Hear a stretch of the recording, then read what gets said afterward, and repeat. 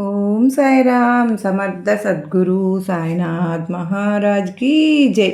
మన సాయి బిడ్డలందరికీ నమస్కారం అండి.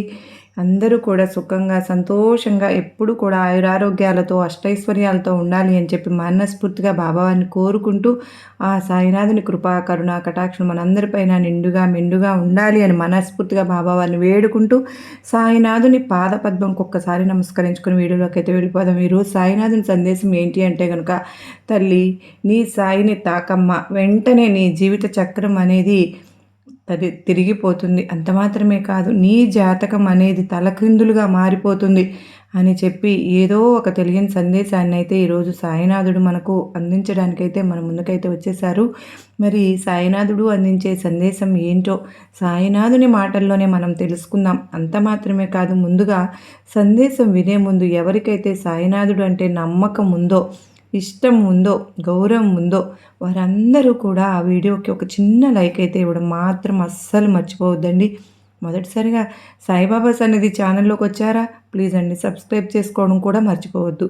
అలాగే మీకు వీడియో నచ్చినట్లయితే మరికొంతమంది సాయి బిడ్డలకు షేర్ చేయండి. అంత మాత్రమే కాదు, ఇక్కడ కామెంట్ సెక్షన్లో ఓం సాయిరామ్ అని చెప్పి కామెంట్ పెట్టి వీడియో చూడడం అయితే మొదలు పెట్టండి. మరి సాయినాథుని సందేశం మనందరం కూడా 100కి 1000% నమ్మకంతో కనెక్ట్ అయితే కనుక ఒక అద్భుతమైనటువంటి ఆనందకరమైనటువంటి మార్పు అనేది కలుగుతుంది. నమ్మకంతో బాబావారి వీడియోస్ అది చూడడం వల్ల మన జీవితంలో మనకున్నటువంటి కష్టాలన్నిటినీ కూడా దూరం చేసుకోగలుగుతాం.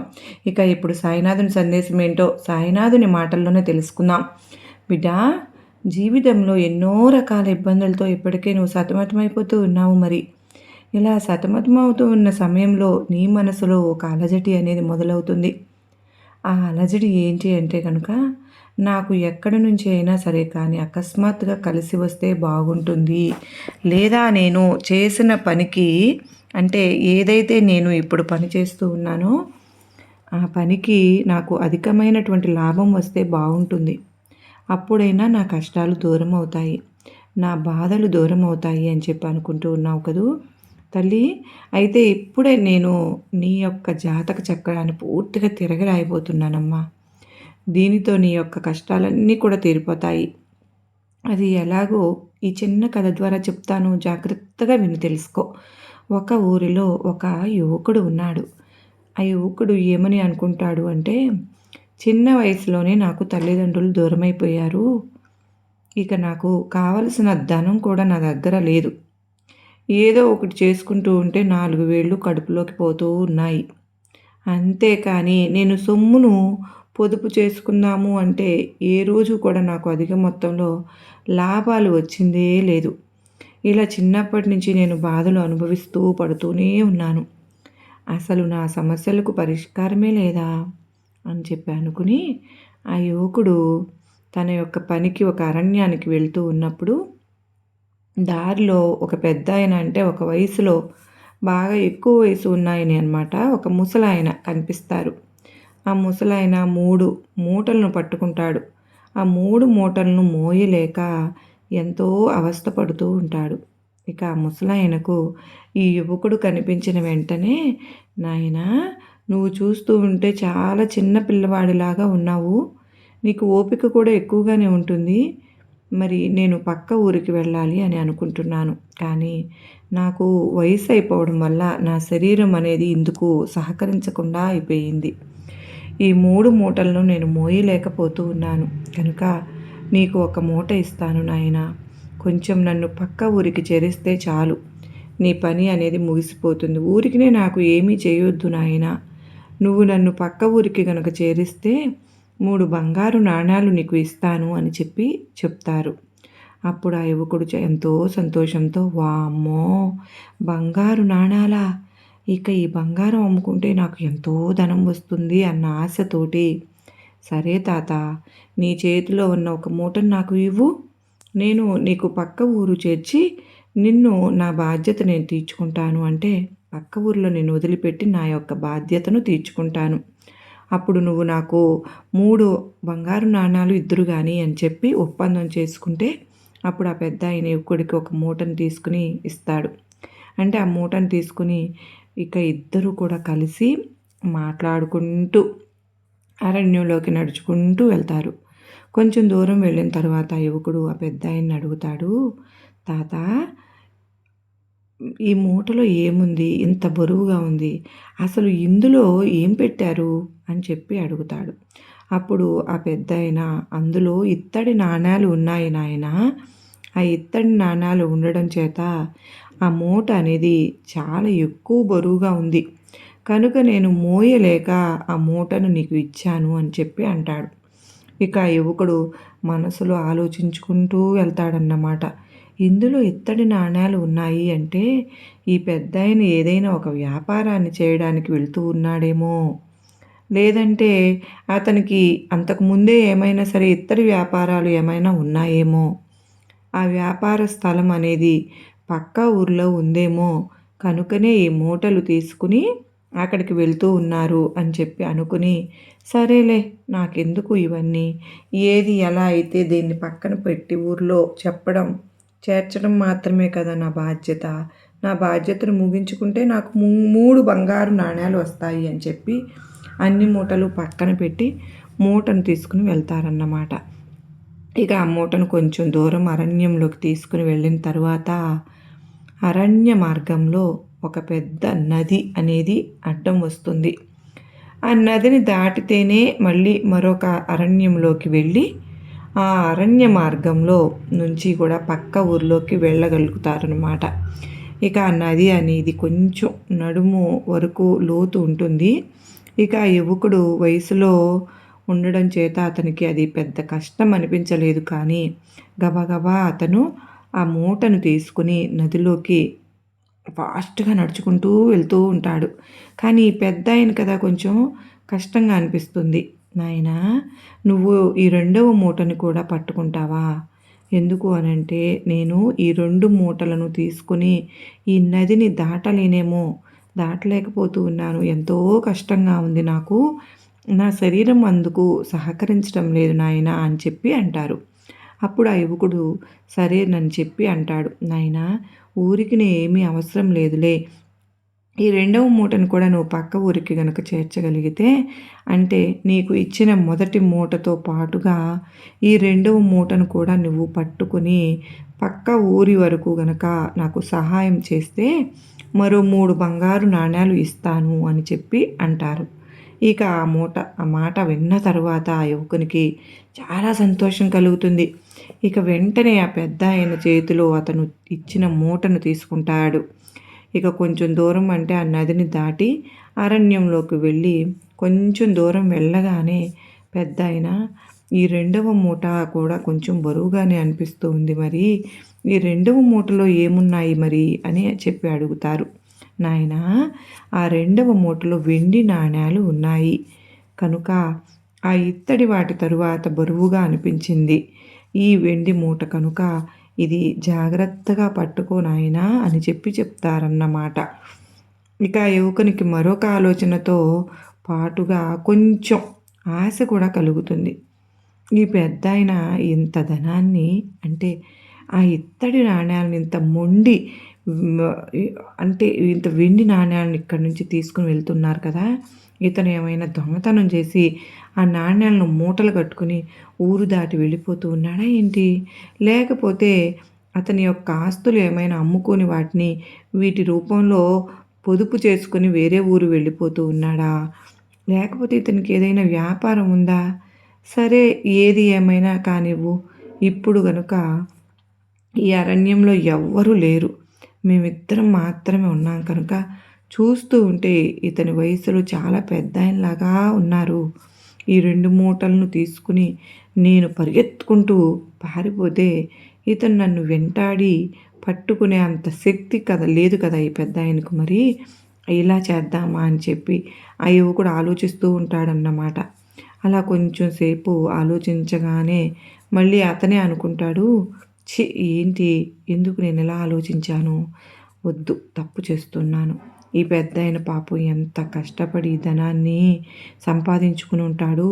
ఒకవేళ తను చిన్నప్పటి నుంచి పోగు చేసుకున్నటువంటి ధనం అనేది ఇప్పుడు తనకు వృద్ధాప్య వయసులో ఉపయోగపడటానికి ఎక్కడికన్నా తీసుకువెళ్ళి అక్కడ తినడానికి అంటే అక్కడే కాలం గడపడానికి తీసుకుని వెళ్తూ ఉన్నాడేమో. నేను కనుక దొంగతనం చేస్తే అది మహా పాపం అవుతుంది అని చెప్పి అనుకుని మళ్ళీ అతను అరణ్యంలో ప్రయాణాన్ని కొనసాగిస్తాడు. అయితే కొనసాగించిన తర్వాత ఇంకా కొంచెం దూరం వెళ్ళిన తర్వాత పక్క ఊరు వెళ్ళడానికి మధ్యలో ఒక పెద్ద కొండ అనేది అడ్డం వస్తుంది. ఆ కొండను గనక దాటితేనే పక్క ఊరికి చేరుకోగలుగుతారన్నమాట. ఆ కొండ చూడడానికి చాలా ఎత్తుగా ఉంటుంది. ఇక ఈ పెద్దాయనకు ఆ కొండ వంక చూడగానే భయం వేస్తుంది. నాయనా, నువ్వు ఏమీ అనుకోవద్దు. నువ్వు ఈ మూడవ మూటను కూడా తీసుకుని ఈ కొండను దాటి కనుక నన్ను పక్క ఊరిలో కనుక చేరిస్తే మొత్తంగా నీకు నేను 3 మూటల మీద కలిపి 10 బంగారు నాణేలను ఇస్తాను. నేను ఈ కొండను గనక దాటటం మూటను ఎత్తుకుని అసాధ్యమైపోతుంది కనుక ఈ చిన్న సహాయము నాకు చేసి పెట్టు నాయనా అని చెప్పి ఆ పెద్దాయన ఆ యువకుడిని అడుగుతాడు. అప్పుడు ఆ యువకుడు 10 బంగారు నాణేలు అనేసరికే చాలా ఆశతోటి సరే అని చెప్పి ఆలోచించకుండా ఆ మూటను కూడా తన భుజాల మీద ఎత్తుకుంటాడు. ఇక 3 మూటలను ఎత్తుకొని కొంచెం కష్టంగా ఉన్నా కూడా కానీ బంగారు నాణేలు వస్తాయి కదా అని చెప్పి ఆశతోటి మూట ఎత్తుకొని 3 మూటలను కూడా కొండపైకి ఎక్కుతూ వెళ్తాడన్నమాట. ఇక ఆ కొండ మీదకు సగం దూరం ఎక్కిన తర్వాత మళ్ళీ ఆ యువకుడికి పెద్దాయన్ని అడుగుతాడు. పెద్దాయన యువకుడితో పాటు సమానంగా కొండను ఎక్కుతా ఉంటాడు. ఎందుకంటే పెద్దాయన చేతిలో ఏ మూటలు లేవు కదా, ఖాళీ మనిషి కదా, కనుక యువకునితో సమానంగా ఎక్కగలుగుతూ ఉంటాడనమాట. ఇక కొంచెం దూరం వెళ్ళిన తర్వాత యువకుడు పెద్దాయన్ని అడుగుతాడు. తాత, ఈ 3వ మూటలో ఏముంది? ఇది కూడా బరువుగానే అనిపిస్తోంది అంటాడు. నాయనా, ఈ మూటలో బంగారు నాణాలు ఉన్నాయి. అందులో ఇత్తడి 2వ మూటలో వెండి, 3వ మూటలో బంగారం. మూడింటిలో కూడా నాణేలు ఉన్నాయి అవి అని చెప్పేసరికి ఆ యువకునికి వామ్మో, మూటడు బంగారు నాణేలా? ఇది ఇంకా మామూలుగా వదిలేస్తే కుదరదు. అసలు ఇంత ధనం ఇక్కడికి ఇతనికి ఎక్కడి నుంచి వచ్చింది? నేను ఇప్పుడు ఈ 3 మూటలను తీసుకుని వెళ్ళిపోతే ఇతను నన్ను ఏం చేస్తాడు? నన్ను ఏం చేయగలుగుతాడు? ఇక ఈ 3 మూటల్లో ఉండే ఈ నాణేలను కనుక నేను అమ్ముకుని సొమ్ము రూపంలో గనక దాచుకుంటే బ్రతికినంత కాలం కూడా ఏ కష్టము చేయకపోయినా కానీ ఆనందంగా కూర్చుని తినవచ్చు. ఇక నా జీవితంలో బాధలు అనేవి లేకుండా పోతాయి. ఆనందంగా నేను గడపవచ్చు అని అత్యాశతోటి ఆ ముసలాయన్ని కొండ మీద నుంచి కిందకి నెట్టేసి 3 మూటలను తీసుకుని పరుగు పరుగున వేరే ఊరికి అతను వెళ్ళిపోతాడనమాట. ఇక కొంచెం దూరం పరిగెత్తిన తర్వాత వెనక్కి తిరిగి చూస్తాడు. ఆ వెనక్కి తిరిగి చూసినప్పుడు పెద్దాయన జాడ కూడా ఆ యువకునికి కనిపించదు. ఇక ఎవ్వరూ ఇక్కడ లేరు అనుకుని కూర్చుని ఆ 3 మూటల్ని ఉప్పదీస్తాడు. 3 మూటల్ని ఉప్పదీసిన తరువాత 3 మూటలలో కూడా ఇనుము ముక్కలు అనేవి ఉంటాయి.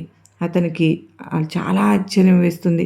ఇదేంటి, ఇత్తడి అన్నాడు, వెండి అన్నాడు, బంగారం అన్నాడు, కానీ ఇనప ముక్కలు ఉన్నాయి ఏంటి?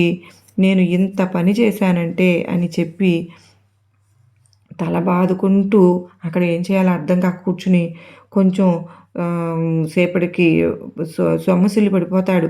నిద్ర పట్టేసి నిద్రపోతాడనమాట కొంచెం సేపటికి. నేను ఎంత పని చేశానేంటి అని నిద్రలే చూసేసరికి పెద్దాయన ఆ మూటలను ముడేసుకుంటూ కనిపిస్తూ ఉంటాడు. నాయనా, నేను పరిగెత్తలేను అని చెప్పి నా వయస్సుని అలుసుగా చూసుకుని నన్ను వెనక్కి నెట్టివేశావు కదా, కొంచెం కూడా నీకు జాలి అనిపించలేదా? నేను నిన్ను నమ్మి ఈ మూటలను అప్పగించాను నీకు. నువ్వు వాటిని దొంగతనం చేసి వచ్చేసావు కదా, ఇది నీకు న్యాయమేనా అని చెప్పి అడుగుతాడన్నమాట. అప్పుడు ఆ యువకుడికి అంటే అవమానం తోటి అతను చేసిన తప్పుతోటి ఆ పెద్దాయనతో ఏమీ నోరెత్తి మాట్లాడకుండా తలదించుకుని కూర్చుంటాడు. అయితే నాయనా, నువ్వు ఇలా చేయడం నాకు చాలా సంతోషంగా ఉంది అంటాడు. అదేంటి, నేను ఇలా చేయడం మీకెందుకు సంతోషంగా ఉంది? అయినా కానీ మీరు ఇత్తడి అన్నారు, వెండి అన్నారు, బంగారు నాణేలు అన్నారు. తీరా చూస్తే ఇందులో ఇనుప ముక్కలు ఉన్నాయి. ఇంత మోసమా అని చెప్పి అంటాడు. నాయనా, నేను నీకు చూడడానికి పిచ్చివాడిలాగా కనిపిస్తూ ఉన్నానా? నేను ఆ పక్క ఊరికి మహారాజుని. నా తరువాత ఎవ్వరు కూడా నా రాజ్యాన్ని చూసుకోవడానికి లేరు. నాకు పుత్ర సంతానం లేదు. నాకు అసలు పెళ్ళే కాలేదు. కానీ నా రాజ్యం అనేది చాలా పెద్దది. నాకు డబ్బుకి గాని, ఆస్తికి గాని, సొమ్ముకు గాని, బంగారానికి గాని ఎటువంటి దిగులు లేదు. నేను పెద్ద మహారాజుని. నేను నీకు ఇది బంగారము, వెండి, ఇత్తడి అని ఎందుకు చెప్పాను అంటే, నాకు వయసైపోయింది. నా తరువాత స్వార్థం లేకుండా, ఎటువంటి ఆశ అనేది లేకుండా ప్రజలను పాలించడానికి ఒక యువరాజు నాకు కావాలి. అటువంటి నమ్మకమైన వ్యక్తి కోసం కొన్ని రోజుల నుంచి నేను వెతుకుతూ ఉన్నాను. నువ్వు కనుక ఈ యొక్క బంగారము, వెండి, ఇత్తడి మీద ఆశ లేకుండా నన్ను నా రాజ్యానికి ఆ మూటలతో గనక చేర్చగలిగినట్లయితే నేను నిన్ను మహారాజు స్థానంలో కూర్చోబెట్టేవాడిని. అంటే ఆ పక్క ఊరు రాజ్యానికి మొత్తానికి కూడా నిన్ను యువరాజుని చేసేవాడిని. ఇప్పుడు ఇటువంటి మూటలు అనేవి కొన్ని కోట్లలో నీ దగ్గర బంగారు నాణేలు అనేవి ఉండేవి. కానీ నువ్వు అత్యాశకు పోయి నన్ను మోసం చేసి పెద్ద వయసు వాడిని అన్న జాలి కూడా లేకుండా కొండ మీద నుంచి నన్ను నెట్టిపడేశావు. ఇప్పుడు నీ యొక్క జాతకం అనేది ఎలా మారుతుంది? ఇంత అత్యాశ నీకు ఉన్నప్పుడు నువ్వు కనుక నన్ను పక్క ఊరికి చేర్చినట్లయితే నీ జాతక చక్రమే మారిపోయి ఒక యువరాజు స్థానంలో నువ్వు ఉండేవాడివి. కానీ ఇప్పుడు నీకు ఆ అర్హత అనేది లేదు అని చెప్పి ఆ యొక్క పెద్ద ఆయన అంటే ఆ మహారాజు ఆ యువకునికి చెప్తారన్నమాట. అయ్యో, నేను ఎంత పెద్ద పొరపాటు చేశాను. నేను అత్యాశకు పోయి నాకు పట్టబోయే ఆ అదృష్టాన్ని నా చేతులతో నేనే నాశనం చేసేసుకున్నాను అని చెప్పి ఆ యువకుడు ఏడుస్తూ కూర్చుంటాడన్నమాట. అయితే ఇక్కడితో కథ ముగిసిపోయింది. కానీ ఈ కథ ద్వారా సాయినాథుడు మనకు చెప్పాలి అనుకుంటున్నటువంటి నీతి ఏంటి అంటే కనుక, తల్లి, అదృష్టం అనేది చెప్పకుండా నిన్ను వరిస్తుంది. ఎన్నో మార్గాల ద్వారా అది నీ దగ్గరకు వచ్చే ప్రయత్నం అనేది చేస్తుంది. కానీ వచ్చిన ప్రతిసారి కూడా నీ యొక్క అత్యాశతో కానీ, నీ యొక్క కుళ్ళుతో కానీ, నీ యొక్క ఈర్ష్యతో కానీ, నీ యొక్క స్వార్థంతో కానీ ఆ యొక్క అదృష్టాన్ని నువ్వు పక్కకు నెట్టే ప్రయత్నం చేస్తే గనుక చే అది నీకు పడుతున్న అదృష్టం అని చెప్పి నువ్వు గుర్తించలేకపోతున్నావు. కనుకనే ఎక్కడ వేసిన గొంగలి అక్కడే ఉన్నట్లుగా నీ యొక్క జీవితం అనేది జాతకంలో ఎటువంటి మార్పులు అనేవి రాకుండా ఉంటున్నాయి. కనుక ఇకపైన సరే కానీ ఏది ఎందుకు నీ జీవితంలో జరుగుతుంది, ఇప్పుడు జరగబోతోంది అని ఆలోచించుకుని కనుక నువ్వు ఎటువంటి స్వార్థము లేకుండా మంచి మనసుతో ముందడుగు వేస్తే గనక తప్పకుండా అదృష్టం నిన్ను వరిస్తుంది. అంత మాత్రమే కాదు, నీ యొక్క జాతక చక్రం కూడా పూర్తిగా మారిపోతుంది. కనుక ఎటువంటి స్వార్థాలు, కుళ్ళులు, కుతంత్రాలు, ఈర్ష్యలు పెట్టుకోకుండా ఒకరికి మంచి చేసే ప్రయత్నం చేస్తే కనుక నీ యొక్క జాతక చక్రం త్వరలోనే మారిపోతుంది. నీకు మహారాజయోగం అనేది పడుతుంది అని చెప్పి ఈ కథ ద్వారా మనకు సాయినాథుడు ఈ విధంగా మనకు ఒక చక్కటి సందేశాన్ని అందించారండి. ఈ యొక్క కథ అనేది మనకు వినడానికి ఎలా అనిపించింది? కానీ మన జీవితంలో మన చేతులతోనే మనకు పడుతున్నటువంటి అదృష్టం, కష్టాన్ని మనమే దూరం చేసుకుంటున్నాము అని చెప్పి సాయినాథుడు మనకు నేరుగా తెలిపారు కదా. మరి మన జీవితంలో ఏం జరుగుతుందో తెలుసుకుని దానికి తగినట్లుగా మనం గనక సరైన అడుగు గనక వేస్తే మన యొక్క కష్టాలు తొలగిపోయి జీవితంలో మనకు మహా అదృష్టం అనేది పడుతుంది అని చెప్పి మనకు సందేశాన్ని అందించారు. మరి ఈ సందేశం మీకు అందరికీ నచ్చింది అనిపిస్తే ఓ చిన్న లైక్ అయితే ఇవ్వండి. ఫ్రెండ్స్, మళ్ళీ మొదటిసారి మన సాయిబాబా సన్నిధి ఛానల్లోకి వచ్చినారా? ప్లీజ్ అండి, సబ్స్క్రైబ్ చేసుకొని సపోర్ట్ చేయండి. మరో చక్కని సాయినాథుని సందేశంతో మరలా కలుసుకుందామండి తప్పకుండా. అంతవరకు కూడా సాయినాథుని ఆశీస్సులు మనందరిపైన ఉండాలని చెప్పి మనస్ఫూర్తిగా కోరుకుంటూ ఉన్నాను. మనందరికీ కూడా సాయినాథుని అష్టైశ్వర్య ఆయురారోగ్యాలను ప్రసాదించాలని బాబా వారిని నేను కూడా మనస్ఫూర్తిగా కోరుకుంటూ ఉన్నాను. మన సాయి బిడ్డలందరికీ నేను ఒక గుడ్ న్యూస్ అనేది తెలియజేయాలని అనుకుంటూ ఉన్నానండి. నిజంగా ఎస్టర్డే ఒక ప్రకటన అయితే వచ్చింది. బాబా వారి మీద అసత్య ప్రచారాలు చేస్తున్న వారందరికీ ధీటుగా ఒక సమాధానం అనేది వచ్చింది. దానికి నాకు ఎంతో సంతోషంగా అనిపించింది. ఒక మంచి అంటే అత్యంత ఈ ప్రణాళిక ప్రకారంగా వాళ్ళు చేస్తూ ఉన్న దుర్భాషలాడుతూ ఉన్న వారికి ఇంక చెక్ పెట్టేసినట్టే అనుకుంటున్నాం. ఎందుకంటే ఇక నిన్న బీజేపీ గాని అందరూ కూడా చాలా మంచిగా రెస్పాండ్ ఇచ్చి ప్రతి ఒక్కరికి కూడా ఒక క్లారిటీ అనేది ఇచ్చేశారు. బాబావారు అసలు ఏంటి? బాబావారి తత్వం ఏంటి? సాయినాథుడు భగవంతుడిని భగవంతుడే స్వయంగా భూమిపైకి వచ్చి నడయాడిన పరబ్రహ్మ స్వరూపము అని చెప్పి మనందరికీ తెలుసు. అయితే బాబావారికి స్పష్టత అనేది ఇలాగ మాట్లాడే వాళ్ళందరికీ కూడా చెక్ పెట్టేసినట్టయితే ఇక మార్పు అనేది మొదలైపోయింది. దీనికి చాలా సంతోషంగా ఉంది. మీరందరికీ కూడా సంతోషపడతారని తెలియజేస్తున్నాను. సర్వే జనా సుఖినో భవంతు. లోకా సమస్తా సుఖినో భవంతు.